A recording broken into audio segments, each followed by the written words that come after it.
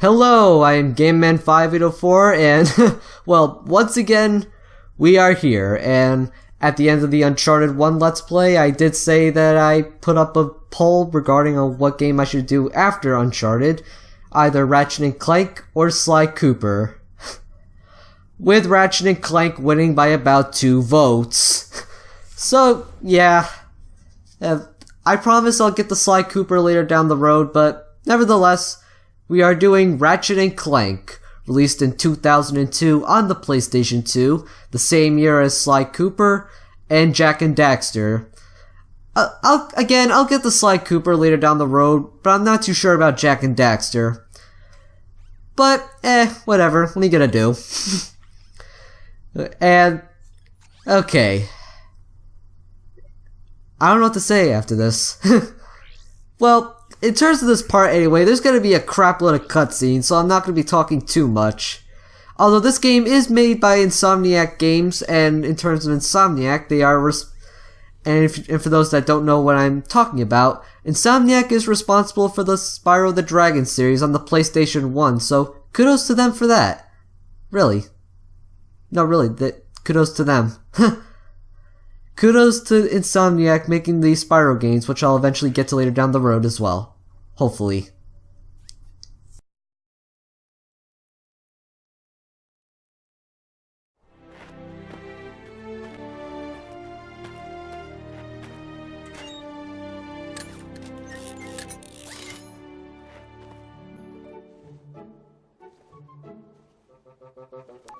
Final step, attach robotic ignition system. Thank you for using help desk technology.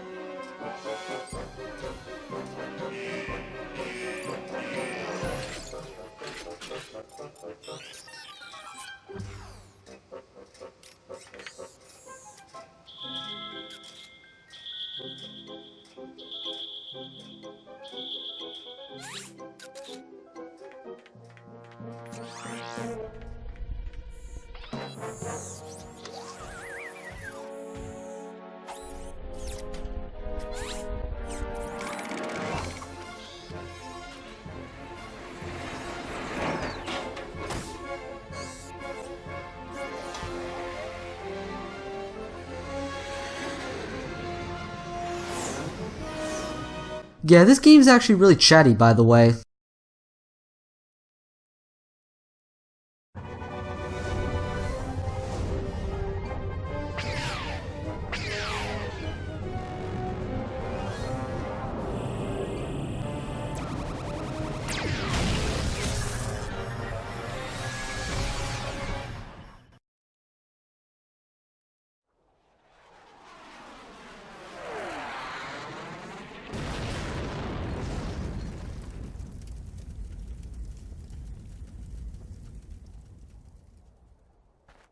And now we are finally on to the gameplay, and I gotta say, coming back to a cartoony game, and especially after playing Uncharted, which was a more realistic game, this definitely feels like, well, how should I say, a welcome home sort of thing. But enough of that, and let's get into the gameplay. So now in terms of Ratchet and Clank, I just want to say that, think of this game as, say, Crash Bandicoot with guns, and because you can move Ratchet with the analog stick, you can swipe with your wrench, which is very handy in this game. Maybe you can use your Omni wrench to swipe at enemies, boxes, and even gather bolts, which is, by the way, your currency. More on that later for the game. Now of course it's called Crash Bandicoot with guns for a reason, though. Because if there's one thing that this series is known for, is the amount of weapons you can get. I mean, I'm not showing it off right now, but god damn it. I'll talk about it later. What was the point of bringing that up at that point? So, just to go a little behind the scenes here, since Ratchet and Clank did win the poll, here's the thing. If I was gonna play Ratchet and Clank or Sly Cooper, I was gonna do the original PS2 version, so yes. Just for clarification, everybody, I am playing the original PS2 version. And I do have the HD collection, I have the digital version of the HD collection, but here's the thing. I mean, in terms of gameplay, there really isn't that much of a difference, but in terms of the graphics, oh man, is it butchered. And I'll probably leave a link to We Dude 83 Rebirth's Ratchet and Clank video reviews, or SGB's video, or SGB's Let's Play of the game, but good god is it horrendous. Plus I already have like Going Commando on the PS2 anyway, and I was gonna record that off the PS2.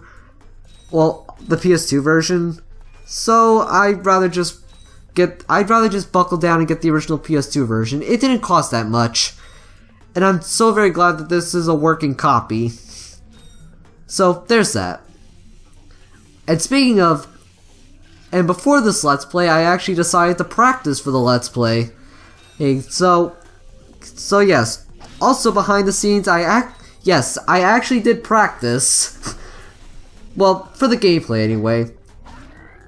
Hey, yeah, I actually thought ahead. I actually practiced. It's progression. I love it. But in terms of the weapons you can get, right now I am using the Bomb Glove. Now the Bomb Glove is very simple. It's pretty much, you can, well, as Help Desk is taking the words right out of my mouth, but you pretty much just press the circle button to fire your weapon. To access your weapons, you hold down the triangle button and you use the left analog stick to select your weapon. In terms of the, you can also go in the first person mode, which is very useful against these guys, which have a limited energy beam range. So you just lock on the first person. This is only the tutorial level, and already I'm giving out I'm thinking strategically. That's something you want to do, folks. You gotta think strategically. You pretty much have to think, especially considering your health, which is what I'll also talk about later. But anyhow, folks, after I scrounge up these last few bolts, I gotta, well, now enjoy the cutscene compilation.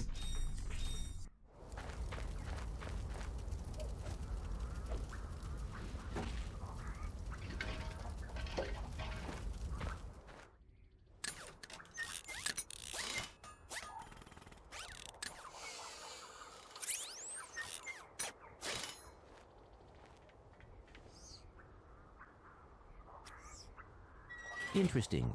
Yay! You're quite handy with your wrench. You bet. I built that ship with it. Currently, I'm in search of someone who could be of assistance in saving the solar system. Do you know where I might find that fellow? Well, he's on the radio every week. Other than that, no. Hey, what's with all this save the solar system stuff anyway? Hello, citizens of... My race, the Blog, have a small problem. Our planet has become so polluted, overpopulated, and poisonous that we are no longer able to dwell here. But I, Chairman Drek, have a solution. We are constructing a pristine new world using the choicest planetary components available. So, what does this mean to you, you might ask? Using highly sophisticated technology, which you couldn't possibly understand, we will be extracting a large portion of your planet and adding it to our new one. Unfortunately, this change in mass will cause your planet to spin out of control and drift into the sun, where it will explode into a flaming ball of gas. But, of course, sacrifices must be made. Thank you for your cooperation.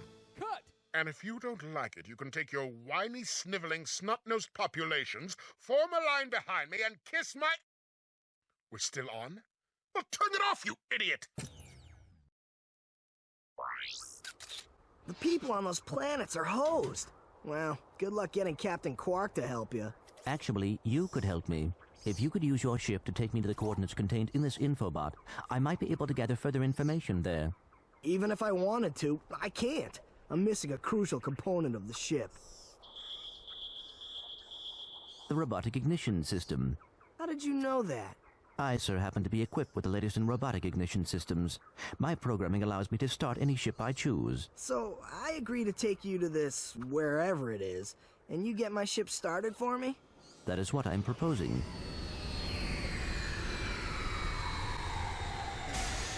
Deal.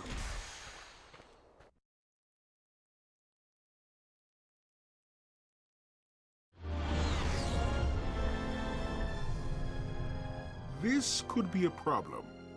Take care of it.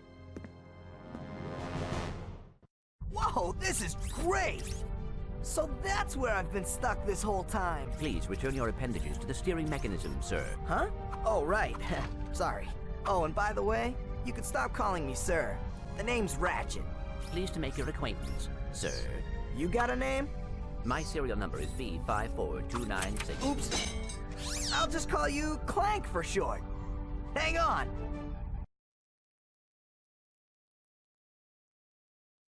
So you see, it would be most beneficial if your citizens were not in the city when my workers begin removing it. Preposterous! I will not stand for this. Unfortunately, you have no choice in the matter. Let's just see what Captain Quark has to say about that, my good man. I don't see what's so funny. Captain Quark could dispatch you without even breaking a sweat, you puny. You have now officially worn out your welcome and my patience. This is your last chance. Stop this madness now! Okay, wait. You're right. I will withdraw my troops. Really? No! He's all yours, gentlemen. Try not to leave any marks.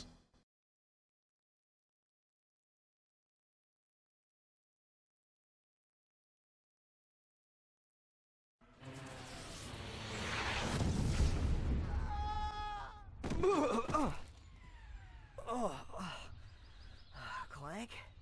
Where are you? Oh, sorry about that. Well, we're not leaving the way we came in. Perhaps we could procure a ship from one of the inhabitants. If there are any left. Yeah, really chatty game indeed. Although to be fair, it's not really like Metal Gear Solid chatty, so but it's still a kind of a chatty game. So here I am showing off the Gadgetron vendors, and all we can show off and all that's really available right now is the Pyrocer. And the Pyrocer is pretty much your basic flamethrower, which I'll be showing off next part. Great. So we are now on the first level of the game, Planet Nivalis, and here I am showing off that you can swim underwater, although this is probably this and the remake, I think, is the only times where Ratchet actually has an air meter. And even then, like, you only need like a certain upgrade that'll let you breathe. That'll let you breathe underwater in space. But regardless, it's just you still have that air meter, so yeah. In terms of these guys, just whip out your bomb glove and just dispatch them like that. Now, in terms of the currency I'm collecting, all these bolts. Now, think of these bolts as like think of collecting bolts like in the Lego games. It means they're pretty much everywhere, and they're pretty much hidden everywhere that's, well, breakable, enemies or background objects. But here's the kicker. Comparing this game to the later games, bolts aren't as easy to come by in this game, so you're really gonna have to scrounge up every last bolt that you can get. I mean, you can buy a lot of the stuff, of whether it be for story progression or if it's gonna be a new weapon, but if there's only one weapon I can't get, well, aside from the bolt glitch that I will be using, is the Rhino, and even then I'm not gonna spend money on the Rhino for that. Now you're probably wondering, the Rhino? What the hell is that?